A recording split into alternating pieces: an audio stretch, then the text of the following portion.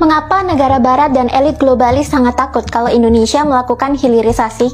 Salah satu program besar Jokowi untuk membangun Indonesia menuju zaman kejayaan adalah dengan melakukan hilirisasi di banyak sektor, terutama sektor-sektor yang berkaitan dengan pengolahan sumber daya alam di Indonesia. Sebagai negara yang terletak di garis khatulistiwa yang beriklim hangat, dengan dua musim yang cenderung stabil sepanjang tahun, suhu yang juga rata-rata stabil dan hangat, serta memiliki tanah yang subur berikut kandungan mineral yang melimpah, ini membuat Indonesia sebenarnya pantas dijuluki sebagai kepingan surga yang jatuh ke bumi. Hampir semua yang dunia butuhkan untuk hidup ada di sini, mulai dari bahan pangan hingga barang tambang. Kalau Indonesia sadar dan bisa memanfaatkan potensi ini dengan mengolahnya menjadi industri di dalam negeri, maka Indonesia bisa berkembang menjadi negara maju dan sangat kaya nantinya. Tapi sayangnya, sejak tatanan dunia baru ala globalis itu dieksekusi pasca Perang Dunia Kedua usai, Indonesia menjadi tak lebih dari sekedar negara berkembang yang menyuplai sumber daya alamnya secara mentahan ke negara-negara industri maju yang notabene adalah negara-negara pemenang Perang Dunia Kedua dulunya. Sumber daya alam kita itu dikeruk kemudian dikirim ke negara-negara maju ini dalam bentuk raw material atau barang mentah, lalu diolah di negara tersebut menjadi barang jadi dan lantas diekspor ke seluruh dunia dengan harga berkali-kali lipat. Rantai kapitalisme global inilah yang sedang coba diputuskan oleh Presiden Jokowi dengan melakukan hilirisasi di Indonesia. Dan tentu saja, Barat dan elit global tidak menyukainya. Karena itulah, sejak Presiden Jokowi mulai melarang ekspor nikel mentah sejak 2020, Indonesia digugat oleh WTO di persidangan internasional. Tak hanya WTO, IMF juga tahun ini mulai ikut campur dengan kebijakan Indonesia dengan mulai mencampuri urusan dalam negeri. Seberapa besar sih dampak yang ditakuti oleh negara Barat dan elit globalis jika Indonesia berhasil melakukan hilirisasi?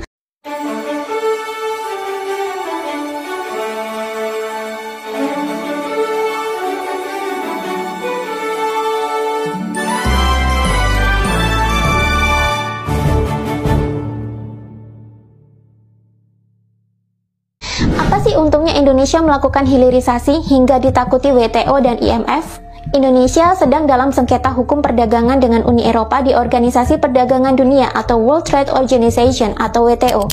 Gugatan Indonesia ke WTO oleh Uni Eropa itu terjadi atas kebijakan pemerintah Indonesia melarang ekspor biji nikel ke luar negeri. Pada Oktober 2022 kemarin, Indonesia dinyatakan kalah atas gugatan di WTO itu. Presiden Jokowi tidak takut dan tidak mundur menghadapi kekalahan gugatan Uni Eropa di WTO tersebut. Bahkan beliau meminta kepada Menteri Luar Negeri atau Menlu Ibu Retno Marsudi untuk melakukan banding atas kekalahan di WTO itu.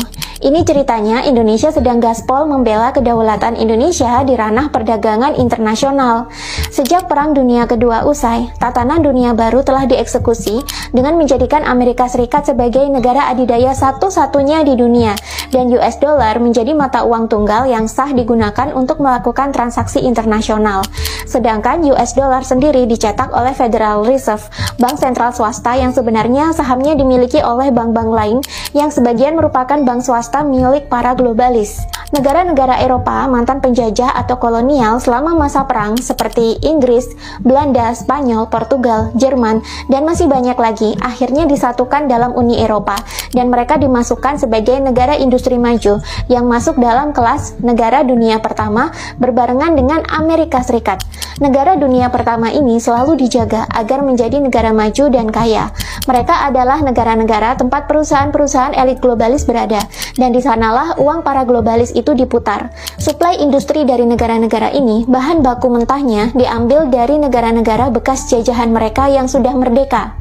Dalam tatanan dunia baru pasca Perang Dunia Kedua, negara-negara bekas jajahan yang berada di kawasan Asia, Afrika, dan Amerika Latin ini disebut sebagai negara dunia ketiga, di mana mereka ini memenuhi kategori sebagai negara miskin dan berkembang, namun kaya sumber daya alam yang dibutuhkan oleh negara dunia pertama.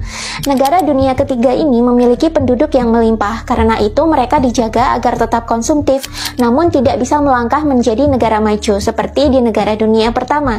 Caranya adalah dengan membatasi edukasi dan kesadaran penduduknya. Yang kedua, pemerintahnya dikontrol agar kebijakannya pro terhadap kepentingan Barat dan elit globalis. Namun tatanan ini ambiar ketika Indonesia mulai dipimpin oleh Jokowi. Di era kepemimpinannya, ekspor bahan mentah terutama nikel mulai dilarang dan pemerintah mulai menerapkan hilirisasi. Bahan mentah mulai dilarang keluar dari Indonesia secara bertahap. Pabrik-pabrik pengolahan nikel mulai dibangun. Bahkan pemerintah sampai melakukan serangkaian penjajakan kerjasama dengan perusahaan-perusahaan asing dari timur dan juga bekerja sama dengan Elon Musk untuk membuka pabrik baterai kendaraan listrik di Indonesia saja dengan memanfaatkan nikel yang sangat melimpah. Inilah yang membuat Indonesia digugat Uni Eropa di WTO dan ini juga yang membuat IMF jadi ikut campur dalam kebijakan tersebut. Menurut IMF, program hilirisasi nikel hanya akan menguntungkan satu negara saja, yakni Cina. Padahal Cina sekarang sedang perang dagang sengit dengan Amerika Serikat. IMF juga memaksa Indonesia agar tidak meluaskan larangan ekspor bahan mentah ke jenis-jenis mineral lainnya. IMF juga meminta Jokowi untuk menghapus program hilirisasi secara bertahap dengan alasan biayanya hanya membuat Indonesia jatuh dalam risiko yang besar.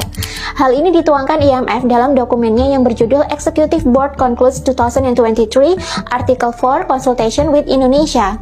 Padahal ketika hilirisasi dilaksanakan, program ini terbukti telah meningkatkan ekspor dan pendapatan negara, bahkan mencapai 10 kali lipat dalam beberapa waktu terakhir.